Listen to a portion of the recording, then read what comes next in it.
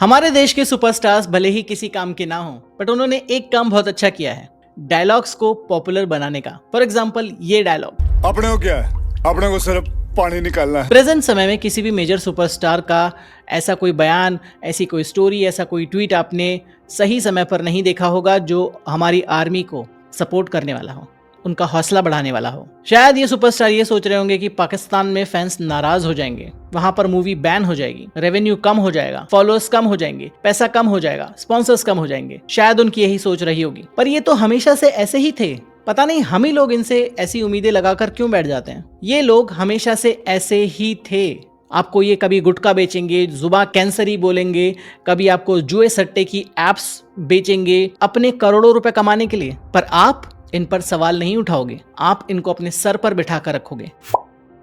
हमारे देश की जनता बहुत भोली है, ये हम बहुत बार बोल चुके हैं, और देश की जनता सभी कुछ आराम से प्रसाद की तरह स्वीकार कर लेती है, भले ही वो बाबाओं से आए, नेताओं से आए, बिजनेसमैन से आए, या फिर इन जैसे सो कॉल्ड सुपरस्टार इन्फ्लुएंसर्स से आए। पर आम जनता खुद कौन सी कम है। हम एक काम कभी भी ठीक से कर ही नहीं पाते। अपनी बात पुरजोर तरीके से बोलना, गलत को गलत, सही को सही बोलना। हाँ, भीड़ साथ दे ऑनलाइन या इन पर्सन, तो हमसे बड़ा सूरमा कोई आपको मिलेगा नहीं। बट बात वहां पर आती है जब एक तरफ मेजॉरिटी व्यूज हो, हजारों लोग खड़े हों, और दूसरी तरफ आप अकेले। Wow, nice. पागल है क्या ये? हाँ? ऐसे कैसे बोल दिया तूने? अरे ये उसने आईआईटी करी है, तो लाख रुपए की जॉब करी है, तो वो सब कुछ छोड़ के वो ये कर रहा है। तो तेरी क्या औकात है उसके सामने? तू करके दिखा आईआईटी पास। अरे लेकिन तब भी क्या आप ऐसी हिम्मत रख पाओगे कि अपनी बात पर कायम रह पाओगे, या अपनी बात से पलट जाओगे, अपने ट्वीट्स, स्टोरीज, पोस्ट्स डिलीट कर दोगे? वेट, वो तो इस तरह के इन्फ्लुएंसर्स करते हैं। आप बस अपनी बात से पलट जाओगे, बोलोगे मेरे स्टेटमेंट को गलत तरीके से दिखाया गया है, मेरी बात को तोड़ मरोड़ कर पेश किया गया है। वेट, वो तो नेता करते हैं।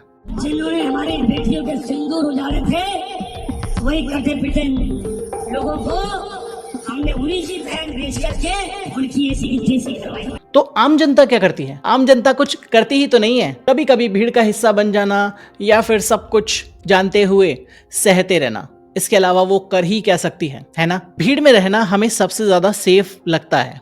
क्यों?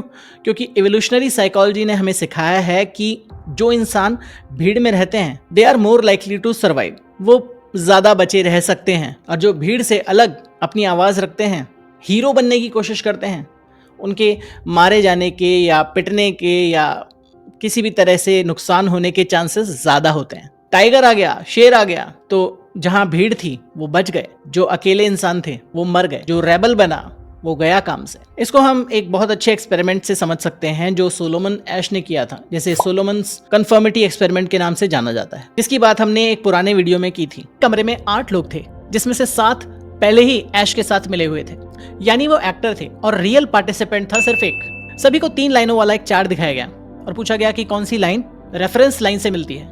शुरुआत में एक्टर्स सही जवाब देते हैं और रियल पार्टिसिपेंट को लगता है कि हाँ सब सही है, पर धीरे धीरे सभी एक्टर्स जानबूझकर गलत जवाब देने लग जाते हैं, जिससे जो रियल पार्टिसिपेंट है वो दुविधा में आ जाता है, क्या मैं सच के साथ चलूं या ग्रुप के साथ चलूं। इससे हमें पता चलता है कि लोग कैसे गलत आंसर देते हैं जानबूझकर, ताकि वो भीड़ से जुड़े रहें, उनका ओपिनियन ग्रुप के साथ बना रहे। तो जब हम कभी ऑनलाइन ट्रोल बन जाते हैं, कीबोर्ड के पीछे बैठकर कीबोर्ड वॉरियर बन जाते हैं, या किसी को साथ मिलकर कैंसिल कर देते हैं, तो हो सकता है हम असली में गलत हों। पर मजे की बात यह है कि हम अकेले गलत नहीं जा रहे होते हैं, पूरा ग्रुप ही गलत जा रहा होता है। तो हम कहते हैं ठीक है, हमारे साथ 10,000 रीट्वीट्स भी तो हैं, सभी गलत हैं, क्या फर्क पड़ रहा है। इसी को और अच्छे से समझाया था फिलिप जिम्बार्डो की मॉब बिहेवियर और डी इंडिविजुअलाइजेशन थ्योरी ने। मतलब कि जब आइडेंटिटी हाइड हो जाए, एक एनोनिमस पर्दा बीच में आ जाए ऑनलाइन यूजर नेम के पीछे या किसी फायरवॉल के पीछे, तो लोग एक्सट्रीम हो जाते हैं, वॉरियर बन जाते हैं। यानी एनोनिमिटी का मास्क पहनो और आदर्श भाषा में गालियां दो,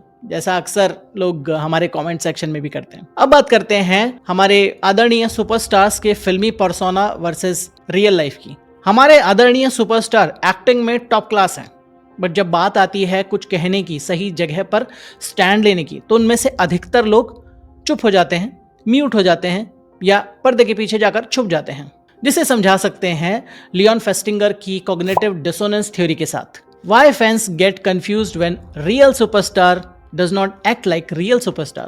रील्स में, पिक्चर्स में बॉर्डर क्रॉस करके चले जाते हैं, बट रियल लाइफ में इंस्टाग्राम का बॉर्डर या अपने घर का बॉर्डर क्रॉस नहीं कर पाते। इसे और समझा जा सकता है हेलो इफेक्ट से, कि बहुत बड़े सुपरस्टार ने, हमारे आदरणीय ने कुछ बोला तो वो सही ही होगा, वो गलत थोड़ी बोल सकते हैं। इसी से जुड़ा है एक और बायस कि अट्रैक्टिव और सक्सेसफुल लोग जो भी बकवास करें वो सब सही है। वो मुंह से गोबर भी करेंगे तो लोग तालियां बजाएंगे, अप्लॉज देंगे, प्रशंसा करेंगे, उसकी रीलें कटेंगी, उसको लाखों करोड़ों लोग रीट्वीट करेंगे, पोस्ट करेंगे, शेयर करेंगे, जैसे उन्होंने कोई अमृतवाणी बोल दी हो। और उसके बारे में कुछ बोलने जाएंगे तो अगेन पिटने का या मरने का खतरा, जिसे कहा जाता है प्लूरलिस्टिक इग्नोरेंस, कि सब चुप हैं तो मैं भी चुप ही रह लेता हूं। जिसे हम रियल लाइफ में भी देखते हैं कि अगर पब्लिक स्पेस में कुछ गलत हो रहा हो, कोई किसी के साथ गलत कर रहा हो, हमला कर रहा हो, कोई किसी के साथ लूटपाट कर रहा हो, तो अधिकतर लोग चुप रहते हैं, बिल्कुल सुमड़ी में कोने में रहते हैं कि हमें नहीं जाना, हमें हेल्प नहीं करनी, क्या पता हमें ही चाकू पड़ जाए या हमारे साथ कुछ गलत हो जाए तो। जिसे कहते हैं बायस्टैंडर इफेक्ट, मतलब जितने ज़्यादा लोग होंगे किसी जगह पर, लेस लाइकली है कि वहाँ पर कोई भी उस इंसान की हेल्प करेगा। सब तमाशा देखेंगे, भीड़ का हिस्सा बनेंगे, मजे लेंगे। अब ये तो बात हुई इन पर्सन यानी ऑफलाइन स्पेसेस की।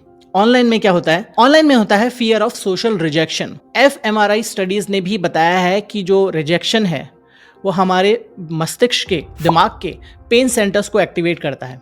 तो nobody wants to be rejected, nobody wants to be cancelled, क्योंकि दर्द किसे चाहिए। इसलिए ऑनलाइन या ऑफलाइन कैंसल होने का डर लॉजिकल नहीं, बायोलॉजिकल है। अब जो बात शुरू में की थी उसको वापस से करते हैं कि जब एक तरफ भीड़ हो, सैकड़ों हजारों लोग हों और दूसरी तरफ आप अकेले, तो क्या आप अपने स्टैंड पर कायम रहोगे या अपना स्टेटमेंट चेंज कर लोगे? जिसे समझ सकते हैं सोशल आइडेंटिटी थ्योरी से।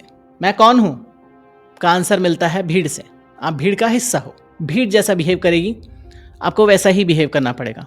ये भीड़ एक तरह से एक बहुत बड़े ऑर्गेनिज्म की तरह बिहेव कर रहा है। जहां भीड़ जाएगी आपको भी वहीं जाना है, जहां भीड़ रुकेगी आपको भी वहीं रुकना है। बहुत सारी स्टडीज ने बताया है कि लेस देन 15%, सिर्फ 15% से भी कम लोग किसी मॉरली डिफिकल्ट सिचुएशन में अपने स्टैंड पर कायम रह पाते हैं, क्योंकि रिपरकशंस रियल होते हैं, जो हो सकता है नौकरी, सोशल सर्कल या इज्जत। अब बात करते हैं इन्फ्लुएंसर्स ने, एक्टर्स ने, हमारे आदरणीय सुपरस्टार्स ने इस बात पर क्यों नहीं बोला। कुछ लोगों का साइलेंस इतना लाउड होता है कि वो किसी जगह पर कुछ ना बोलने से ज्यादा डैमेजिंग हो जाता है, जिसे हम बिहेवियरल इकोनॉमिक्स से समझ सकते हैं, कॉस्ट बेनिफिट एनालिसिस से, कि जब कोई सेलिब्रिटी, कोई बहुत बड़ा सुपरस्टार जब कोई भी बात कहता है, कोई भी पोस्ट करता है, कोई भी ट्वीट करता है, तो वो हमेशा रिस्क वर्सेस रिवॉर्ड का एनालिसिस करता है।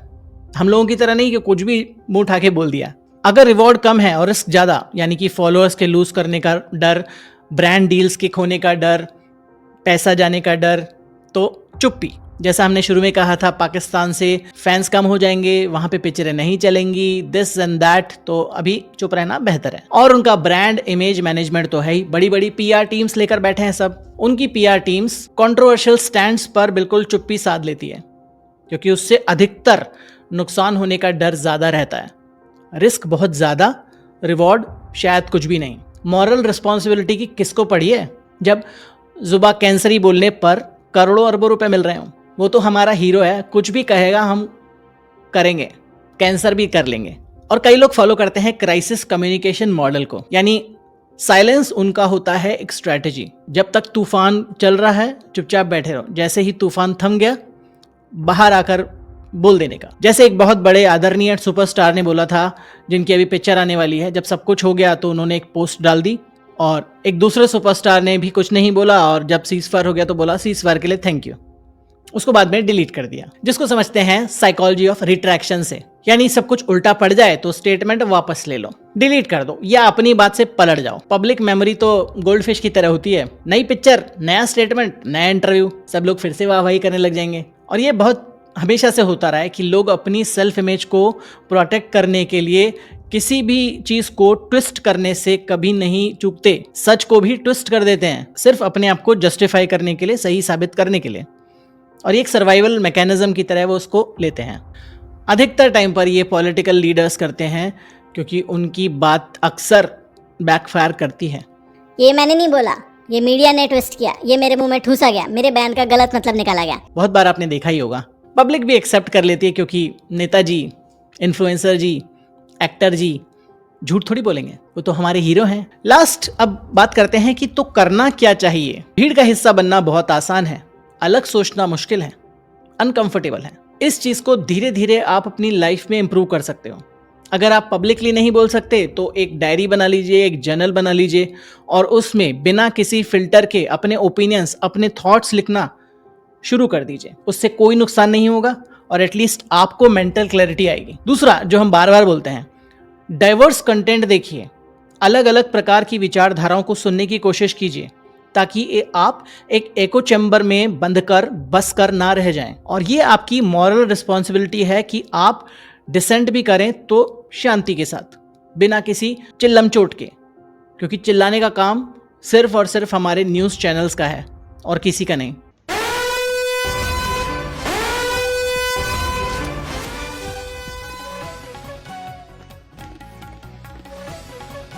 और ये भी हमें ध्यान रखना होगा कि करेज इज कंटेजियस। अगर भीड़ में से कोई एक इंसान सच बोलने की, अपने स्टैंड पर खड़े होने की हिम्मत दिखाता है तो दूसरों को भी हिम्मत मिलती है। सिस्टम तभी बदलेगा जब हम खुद बदलेंगे, खुद हिम्मत करेंगे गलत को गलत और सही को सही बोलने की। एटलीस्ट अपना थॉट प्रोसेस तो बनाएंगे और दूसरों के बोरोड थॉट्स पर जिंदा नहीं रहेंगे। जब आपका खुद का ओपिनियन, खुद का थॉट प्रोसेस बनेगा तो आप भीड़ से अलग बनेंगे और नया समाज बनेगा। भीड़ का हिस्सा बनना सेफ है, कंफर्टिंग है, लेकिन इतिहास ने उन्हीं लोगों को याद रखा है जो भीड़ का हिस्सा नहीं थे, जिन्होंने हिम्मत दिखाई अपनी बात कहने की और अपनी बात पर अडिग रहने की। आप किस चीज के लिए जाने जाएंगे? होपफुली आपको ये वीडियो पसंद आया तो कमेंट में बताइए, इस तरह की वीडियोस और बनाएंगे।